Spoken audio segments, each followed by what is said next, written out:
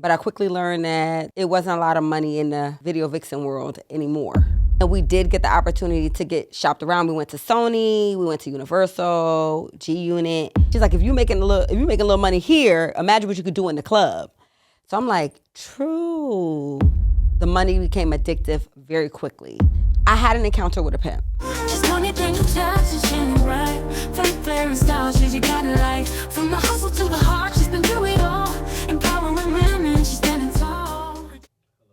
Hello again. This is chapter 3. And we calling it Hello Industry. Because this chapter is when I was introduced to the industry and I was scratching the surface. So I got to kind of see the ins and outs of the industry. I was in New York for about 2 years. And then I went to Atlanta and did 5 years in Atlanta. I stripped for 7 years. We talked a little bit in the last one about how I went to the barbecue, met some casting directors and got acquainted with a modeling agency. The modeling agency was called Dream Team and landed my first music video. So when I got connected with Dream Team, that's when I started making the trips to New York more frequent because they were sending me out to all these castings for different music videos. A lot of them I wouldn't get. Some of them I did get.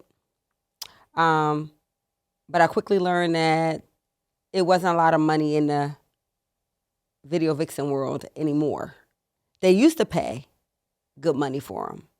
But, you got the more girls wanted to do it, the more they did it for less money, for exposure. So I made it basically an opportunity to just get exposure and network. So I started learning, that they look for specific things when they're casting girls.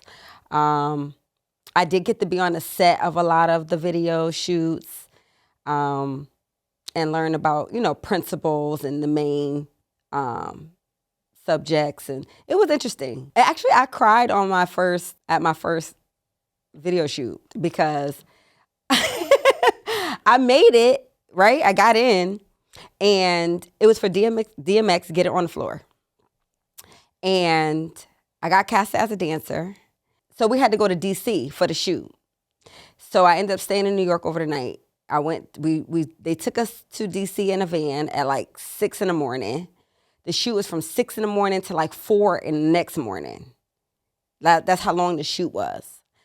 I got paid $500 for that whole full 24 hours. And they would have, you got your makeup done. I hated my makeup. So I wore my hat down really low because I felt like I looked white, like I was casket ready. But I didn't feel like I got enough shots because this is my first video, so I didn't know how it worked. I felt like I didn't get enough shots, and I cried. But come to find out, I was in like 4 or 5 different shots in the video when the video came out. So you shoot in 24 hours for 3 to 5 minutes of a video. So that was very interesting to me. Mm-hmm. So after going to so many castings and not getting casted for a lot of the videos, I wasn't making no money. Like it was getting a little bit, not cool. And my manager also realized that, the industry was changing. He had some experience in the music. So he wanted to put together an R&B group. So he was using some of the girls that were in the agency to put together groups. And they were trying different groups. So I was in about 4 or 5 different groups. So I was down for whatever. I'm like, oh, you want me to sing? Okay, so I'll be in the singing group. So he formed 4 different groups. So in the industry, at certain times, they're looking for specific things. At the time, TLC was kind of old. Escape was old. They didn't have any girl groups out at the moment. So that was his opportunity to form a girl group that could come out. So first he put me together with one of the models from Brooklyn, 2 models from Brooklyn, and then 1 girl from Texas. That didn't work. Then he put me in a group with a friend of mine's from New Haven whose sister was a video vixen, and she also was a solo artist. The model from Brooklyn, and try to do a TLC thing. Then he kicked me out of that group and put a rapper in that group. Then he took me out of that group and put me in a group with the girl from Brooklyn and 2 girls from LA. So it was a lot of trying to see who fit, trying to fit the looks together. No, we didn't release anything. We were just doing photo shoots. He was trying to put a package together to shop us around to different labels. So we did do some photo shoots. We did get in and do some studio, did some demos. And we did get the opportunity to get shopped around. We went to Sony, we went to Universal, G-Unit. We actually sing in front of like execs. I swear it was like TV. We'd be sitting outside of the freaking building rehearsing. It was nerve-wracking, of course. Like, we're like, everybody wants to get this big break. So, you know what I mean? And because the groups were switching so fast, it's not like we had like years with each other. Like, this was something that he was trying to put together quickly. So we had to like learn how to blend together. Our looks had to match. You know, we was buying outfits that we ain't had no money. We buying outfits to try to look like a group. So we were still going on castings. We were doing a lot of parties, promoting a lot of parties with different artists to kind of try to make money to keep up with all these studio sessions and photo shoots, because it costs money. And our manager, I don't even think he had a job. Like, I think this is what he was counting on. So he would also like partner with other people. They would invest. And I didn't know what was going on there because that was really like none of my business. But he had quite a couple of different investors that would kind of work with us. And then next thing you know, they'll be going and somebody else will be there. But yeah, but the other thing that held us back too was that he didn't have a really good reputation in the music industry. He used to sing with Sakai Walker and their choir. And he did something very foul. So he kind of got blackballed. So nobody wasn't really messing with him for real.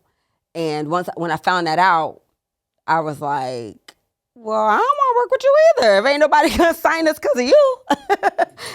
No, I didn't tell him that, but I'm like talking to my other friend. I did make one of the other girls, her and I became really close. She was like the other girl that was kind of like in every group. So it was like the two of us that was sticking, that wasn't like we were there the whole time. I put it like that. While he was bringing other girls in, moving other girls around, we were kind of there the whole time. So her and I had got really close too. So I was telling her, I'm like, well, if nobody wants to work with him, they're not going to work with us. I was always kind of like, everybody always got that don't mess with her type of thing. So like when he would get guys to kind of partner with him and invest, they would come in as security, they would come in as other managers or whatever. But after time, I would notice that I think they just kind of trying to like mess with the girls. You know what I mean? And that's what happened. They would come in and mess up the business part because they want to be intimate. And some of them were married and, they seen a bunch of young girls that wanted to get on and, preyed on that, basically. So I got involved with a couple of guys. You don't think that it's that type of exchange. You think that they, like you. I mean, they did, but it's definitely more to it than just that. It's who you know. It's what they can do for you, what you can do for them. Once I realized what it was, then I absolutely was not okay with it. Because I always felt like I can do this. Like, I'm not one of those people that need to, lower, not kind of ignore my morals to get what I want. Like, I can really do this. Like, at the time, I can entertain for real. So once I learned what was going on, it was like, oh, okay. Because they don't tell you, you just think Somebody see potential. Know what I mean? They're like, oh, about to put you on. You know what I mean? But they be lying. So like I said, they can kind of tell who to mess with, who not to mess with. So we would have these parties where he would raise money for the groups and for the things that we were trying to do. So he used to have these stripper parties at these really nice hotels in Manhattan. And the guys would pay to come, and he would hire strippers, and they would come and dance. And, he would use the money for us. So this particular time, after not getting casted for a while, spending all my little money to travel and do all this stuff, I'm like, something got to give. He was on the phone. We were in Brooklyn, I remember, shopping. And he was on the phone with one of the girls who usually gets all the girls to come. And a couple of them couldn't make it. So he had asked me and the main girl, who was the face of the modeling agency, if we would fill in. So I'm thinking that this is new to me and her. I later find out that these are things she's been doing. I just didn't know. So he was her manager, but also like her pimp. I didn't know that. So I'm thinking this is our first time. I'm kind of like, well, we got to grind. Like, we got to they can't come in. We'll just step in. It's only one time so we can get this money so we can do what we got to do for the group. So we get to the party. We go buy stuff to wear. We get to the party. The girls come in. They explain to us what we got to do, which didn't seem like much. Just got to be in lingerie and dancing or whatever, and they tip. So I'm like, oh, I could do that. So we drink, take a couple of shots, go out there. Like I said, it was my first time. So I'm just dancing a little bit. They tipping, and we made pretty good money. So the girl who always comes, she comes up to me after, and she's like, you would do good in the club. So I'm like, okay. She was like, come to the club that I work at in the Bronx, and I will introduce you to the owner, and he'll let you audition and see if you like it. So, after having a conversation that night about that, and I made some money. If I made some money, she's like, if you making a little money here, imagine what you could do in the club. So I'm like, true. You're right. So again, I have this plan. I'm like, okay, I could do the club Thursday, Friday, Saturday, and then I can finish doing my music stuff. I have it all figured out in my head.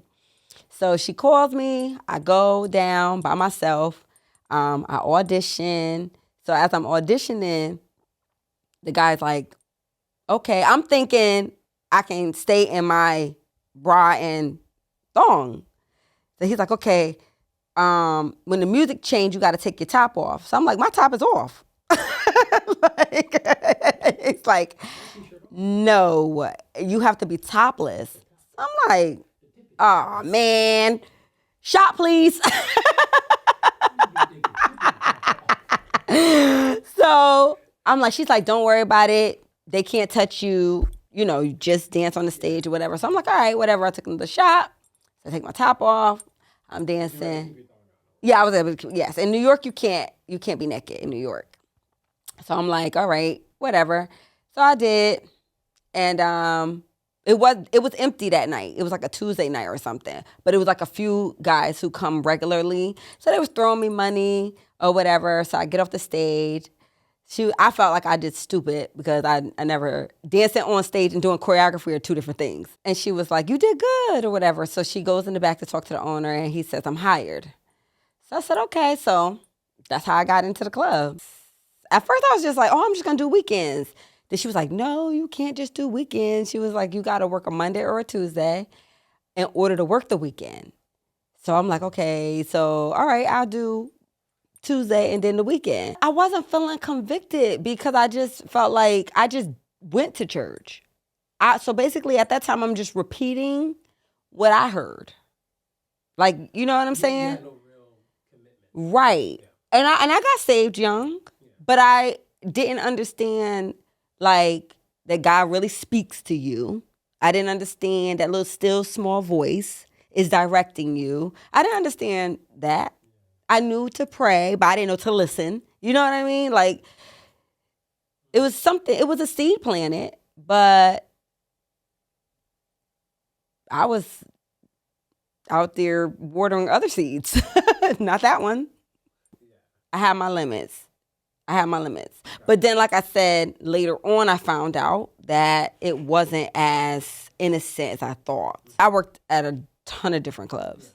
And I have witnessed a lot of girls, getting beat up by their pimp, fighting over money. So I had an encounter with a pimp. Shortly after, so I started working in the club in the Bronx. I stayed there for a few months, but now I want to explore other things. First of all, it went from working part of the week to working all week. The money became addictive very quickly.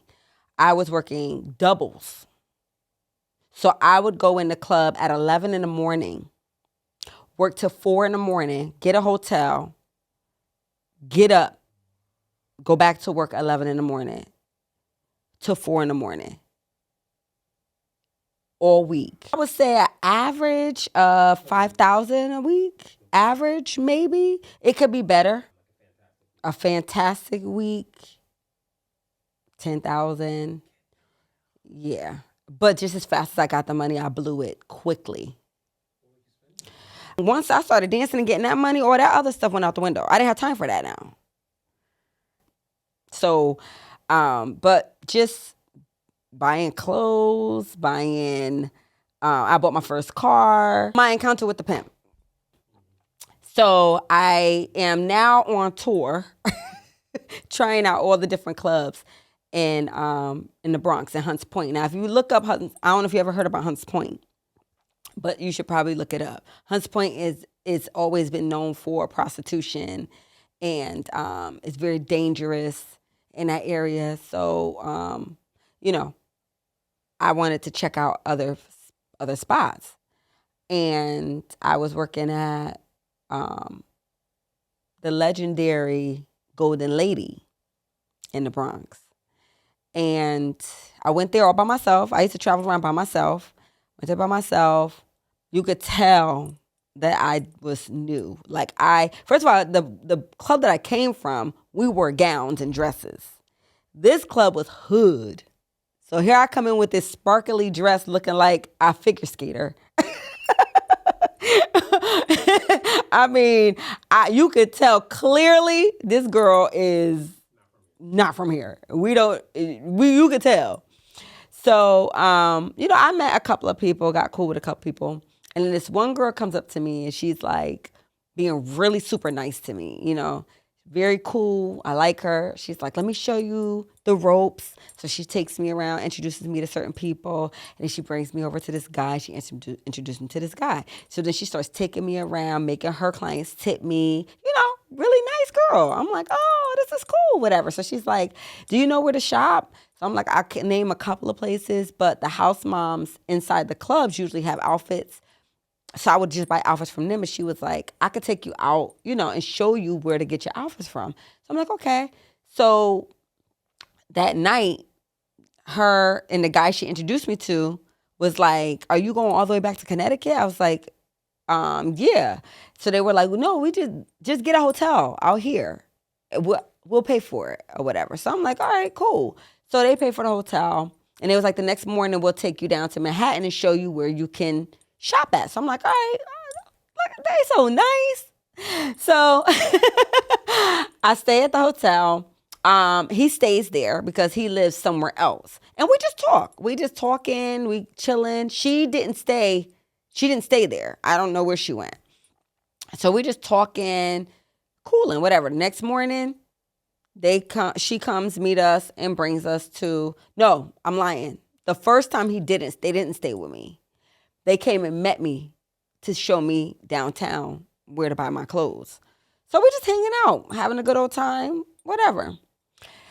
Meet them at the club.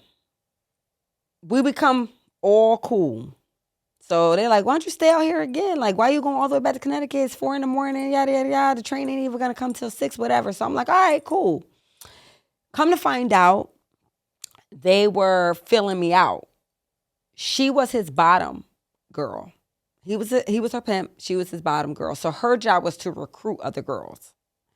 So he's telling me at the hotel, not that he's a pimp, but that how he takes care of her and, she doesn't have anybody and, he helps her make her money and he helps her manage it and all this stuff.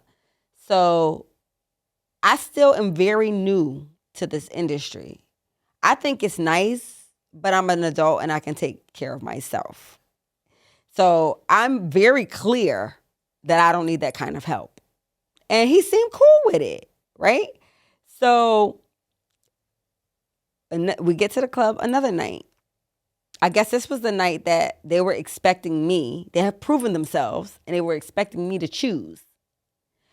Now, he knew I wasn't choosing anything because I made it very clear that I don't need no daddy, right? She's like in the bathroom, so she comes up to me and she goes, so are you choosing? I'm like, choosing what? She's like, you not choosing my daddy? I said, I'm not choosing nothing. He knows that I don't need a daddy. So she gets furious. Not with me, with him, because all this time he had been using her money to do things for me. And now she's hearing that I've been told him that I'm not down with that. So she goes out onto the dance floor and starts cussing him out. So now he's embarrassed. So now he's mad at me. Now he's cussing me out. Now, in this particular club, it's really hood. Most of the girls got pimps. Most of them are prostitutes. It's really cutthroat. The bouncers could care less. So nobody, I'm there by myself. Nobody, this man is yelling at me. They all know what's going on. I'm the only one that don't know really what's going on. Now, because the girl really likes me, she finally, after he takes my phone, like we're arguing all the way outside of the club. The bouncers ain't coming out to check on me or nothing. So this could have really went bad. But because she liked me, she was like, just leave her alone. Just leave her alone. And he took my phone. So previously, I had met a friend during the time I was modeling and singing through my friend, the face of the modeling agency. And him and I had became really cool. So I was able to use someone's phone and call him to come and pick me up. And then he threatened the dude to get my phone back. But that could have went so bad. Like, so bad. So I never went back to that spot. Because it was like, y'all was really about to let me like get beat up because I didn't want to pimp. And in a lot of other situations, they don't just let you leave. So it was very like, that was nothing but God covering me because I don't back down. I was ready to fight. Like, I told you no.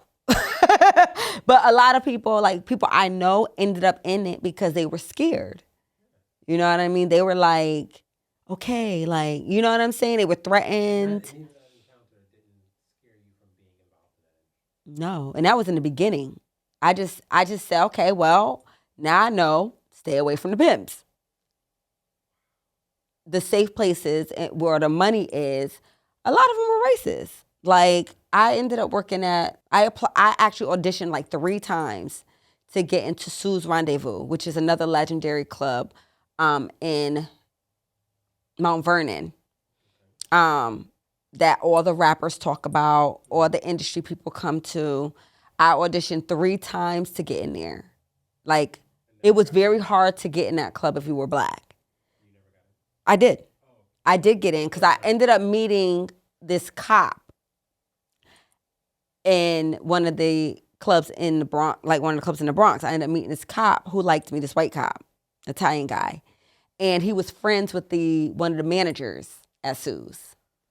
And he was like, you need to come out of here. Like, he was like, you are bad. You need to, this ain't. And I was making money in there because it's a hole in the wall and I'm, you know what I mean? So I was doing really good. Like, I was a house girl. And in that club, they were actually paying me to work. Like, you know, they pick girls they want to bring the clientele, you know, the really nice looking girls, and they'll pay them, you know, to work. So they were actually paying me to work, but he was just like, you need to be at Sue's. I said, I tried to get in Sue's 3 times, and 2 times at the time. He was like, I was like, they won't hire me. And he was like, I got you. Come down here this night. I went, I auditioned again. Same guy, but because the cop brought, I forgot his name, cool dude, brought me, they let me work. He was a short Italian cop, but he was like mad cool. So he was like, he got me in there. He got me in Sue's. My mom thought I was a bartender. At that particular point, I did share with her like very soon after, but I couldn't just be like, I'm a stripper. Mm-mm. I had to ease it in. So she thought I was a bartender at first. But then, you know, certain things, my mom made clothes and stuff, so I used to ask her to like, could you put this together? Could you know what I mean? I'm going on a trip. I'm going to Miami, you know. Yeah, eventually it was like, girl, what are you doing? I believe she was, because when I told her I was dancing, actually, she didn't find out from me. My sister told. At that hood bar, one of the hood bars, a friend of ours saw me and told my sister. And she didn't say anything to me. She went and told my mother. And then I was like, yeah. Yeah. She was just like, Tanya, like, yeah, disappointment. But I feel like with us, my mom knew her kids. Like, I was very mature for my age. I was an adult. Like, it was like, okay. And I was one of those, once I got my mind made up, it is what it is. I'm going to go do what I want to do. So it was more so like, if it was one of them, I think she would have had a whole fit. But she knew I was going to take care of myself. I told her I got a plan. Like, I had a plan. But I'm not saving my money. I'm enjoying my money. I never had money like this. And it's fun. And while I'm at Sue's, I'm meeting all types of celebrities. I'm like, it's like a music video every week in the strip club. No, we buying bottles, tables. Oh yeah, let's do it. I'm gonna make it tomorrow. Yeah. But, you know, it was exciting and a little scary, but it didn't stop me. I just made sure that I was, you know, I drank enough to see dots and not faces so that I could just do, what I gotta do. And I could say that aside from the Pimp situation, I met a lot of good people. Like, strippers are probably the most frowned upon, but they are the most genuine. A lot of them live in their truth. A lot of them, it just is what it is. And a lot of them are good people, just in bad circumstances. I learned a lot in that industry. Some people just get stuck. It's easy to get stuck when that's your livelihood, especially when I moved. Like, New York is hush. It was hush, hush. It's different now. Back then, New York, it was hush, hush. In Atlanta, it's a career choice. We file taxes. You buy property with your proof of income from the club. We have to have a license to work. Every year we have to renew it. So it's very different there. Very different. Up here, you don't want nobody to know you're a stripper. Down there, everybody want to be one. You know what I'm saying? So it's like, it makes it very, very hard. And she's from there. So she's lived in that. You know what I mean? It's nothing. Once that lifestyle becomes your livelihood, because that's what it is, it can be very hard for you to, you got to think about it. You go in there, you do what you want to make your money. coming out of that, and you make as much money as you want, basically. Coming out of that and then now having to possibly go work for someone and not make a quarter of what you've made on your own. And you have a certain lifestyle that you have to maintain. You know what I'm saying? And I feel like a lot of them are comfortable. And I feel like a lot of them, some of them are just don't know how to do that. You definitely got to have faith. Like you can't just, you got to have faith. You got to believe that something better is on the other side. And everybody can't see that far. It wasn't like just one incident that was like, girl, get out of here. It was gradual. Most of it really was, my point for being there was to make money. So now when the money's not coming, it's like, what am I doing? Recession hit, that slowed a lot of things down. And it just never was the same after that. So the whole purpose of me dancing was to make a certain amount of money, and now I'm not making that money. And I believe God allowed that too, because not for nothing, I wasn't no slouch at all. But for some reason I could not make my quotas. Like I just could not make my quotas. And it was just like, I felt like at that point, God was just making me uncomfortable. Like it was becoming pointless. It was like, girl, you can go get a regular job for this. But inside of me, I'm a boss. So it was like, regular job. I'm not regular. That ain't for me. But it was that. And then other things started happening.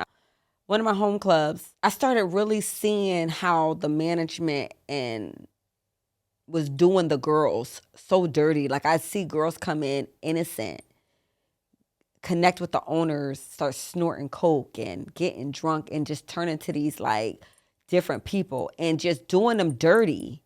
And it was really bothering me. It was really bothering me. And they just weren't for the girls. They were just using us. You know what I mean?